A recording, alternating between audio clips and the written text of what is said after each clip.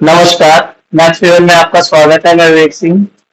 आज हम पढ़ेंगे केमिस्ट्री के अंदर क्रिस्टलाइन सॉलिड्स के टाइप्स पढ़ रहे थे। तो उसके अंदर सबसे पहले हम शुरू शुरू कर रहे थे। हमने बताया था क्रिस्टलाइन सॉलिड के अंदर सबसे पहले हमने बताया था मॉलिक्यूलर सॉलिड्स। तो मॉलिक्यूलर सॉलिड्स का सेकंड पार्ट है अब आयनिक सॉलिड के बारे में हम पढ़ेंगे। चलो अब हम देखते हैं कि आयनिक सॉलिड क्या होता है।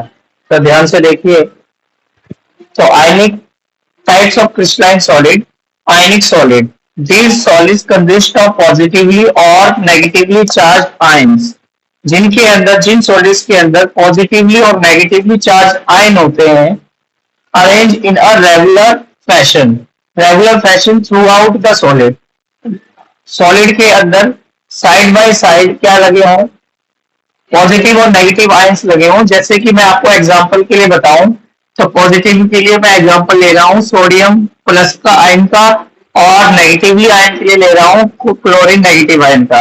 जो रेगुलरली अरेंजमेंट में लगे होते हैं तो उन्हें हम क्या कहते हैं, आयनिक सॉलिड्स बोलते हैं।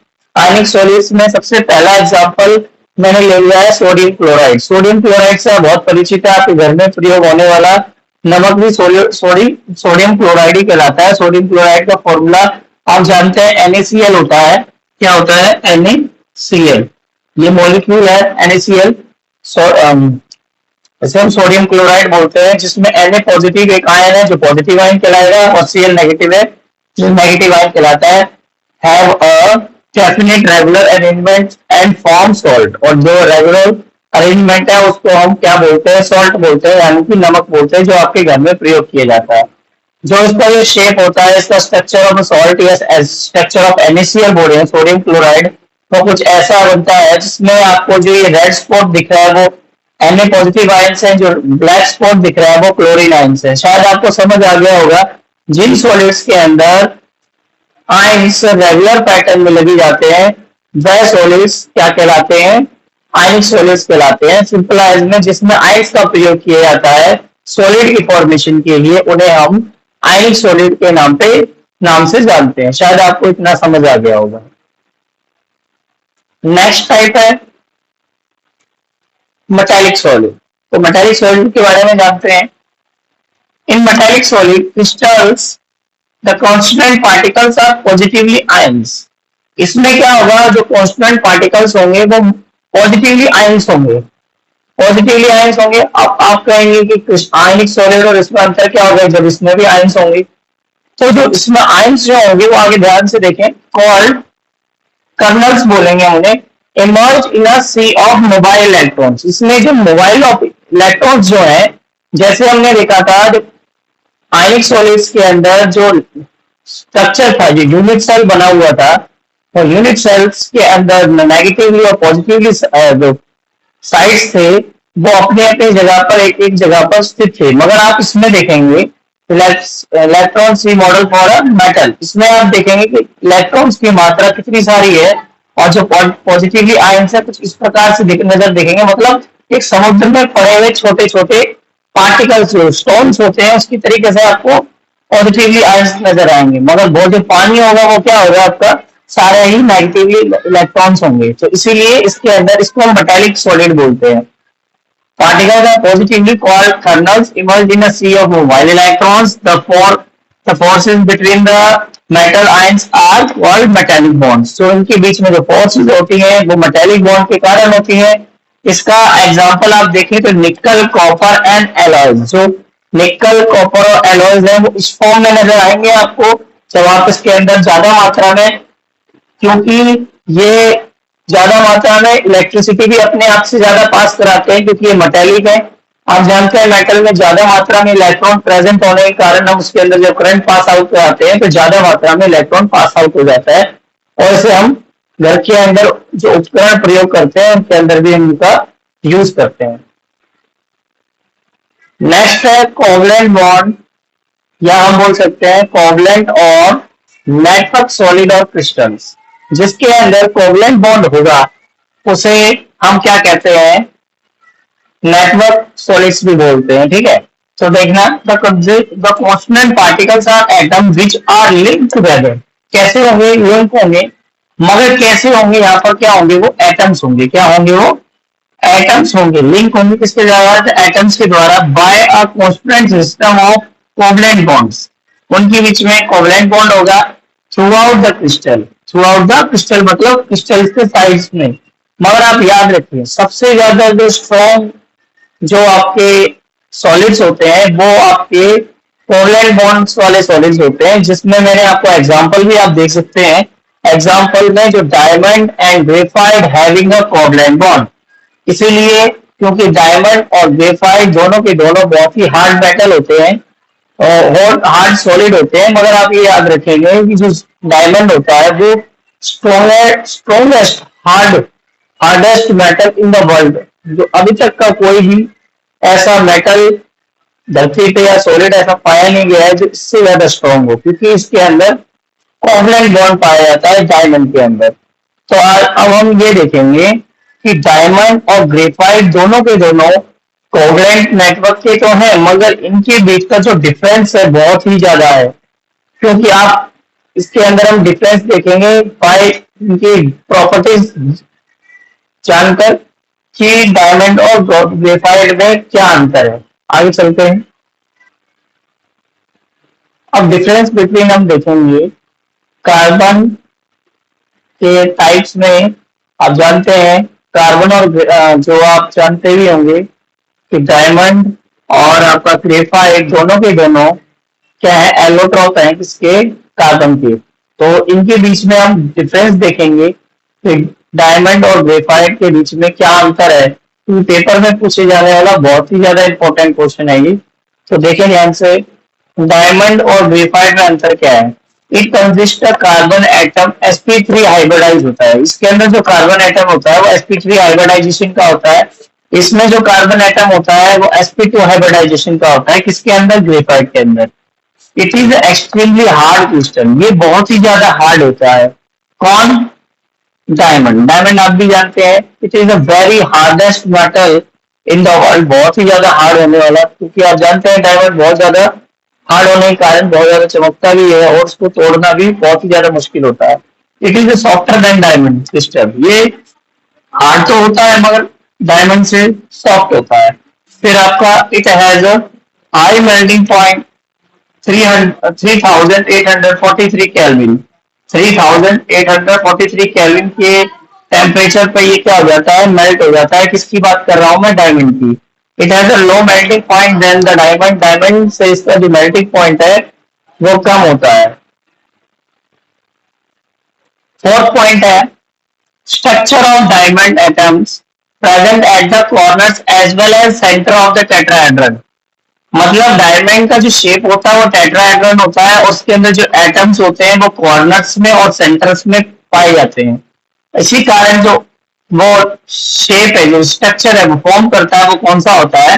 Three dimensional network. वो क्या फॉर्म करता है? थ्री डायमेंशनल नेटवर्क फॉर्म करता है। इसीलिए डायमंड बहुत ज्यादा चमकने वाला सॉलिड बोला जाता है। इसी प्रकार से structure of graphite atoms present at the two dimensional ring. जो ग्रेफाइट है, ग्रेफाइट के अंदर जो टू डायमेंशनल रिंग होने के कारण ये सॉफ्ट होता है और ये थ्री डायमेंशनल होने के कारण ये हार्ड होता है। It is a bad conductor of electricity. Diamond bad conductor electricity का, परंतु it is a good conductor of electricity.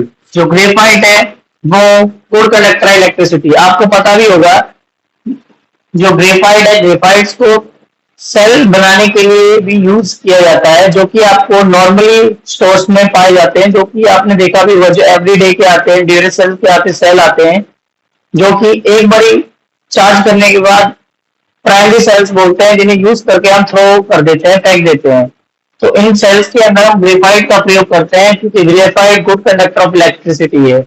अब एक क्वेश्चन ये भी आता है, why are graphite is good conductor of electricity. अब उसके बारे में हम चर्चा करते हैं। अगला क्वेश्चन मैंने आपको बताया, तो क्वेश्चन ये है, व्हाई ग्रेफाइट कॉल्ड कंडक्टर्स। हम ग्रेफाइट को कंडक्टर्स क्यों कहते हैं? Why the electrons forming pi bonds in the ring of graphite. Graphite के अंदर रिंग की फॉर्मेशन होती है, जिनके बीच में कौन सा बॉन्ड होता है? पाई बॉन्ड होता है। Are delocalised and relatively free to move under the influence of electric field. मतलब ये कहना चाहते हैं कि हम जब इसके अंदर इलेक्ट्रिक फील्ड अप्लाई कराएं ग्रेफाइट के अंदर, तो इलेक्ट्रिक फील्ड किसके द्वारा पैदा होता है? पाई बॉन्ड्स के कारण। जो पाई बॉन्ड्स के कारण इलेक्ट्रिक फील्ड पैदा होने के कारण जब हम उसके अंदर इलेक्ट्रॉन को पास आउट कराएंगे तो उसके अंदर जब इलेक्ट्रॉन पास आउट होगा तो वो क्या करेगा? कंडक्टर की तरह बिहेव करेगा। क्यों? क्योंकि मेन रीजन उसके अंदर पाई बॉन्ड फॉर्म होता है। कौन सा? Pi bond. क्या बोल रहा हूँ दोबारा से देख लेते हैं।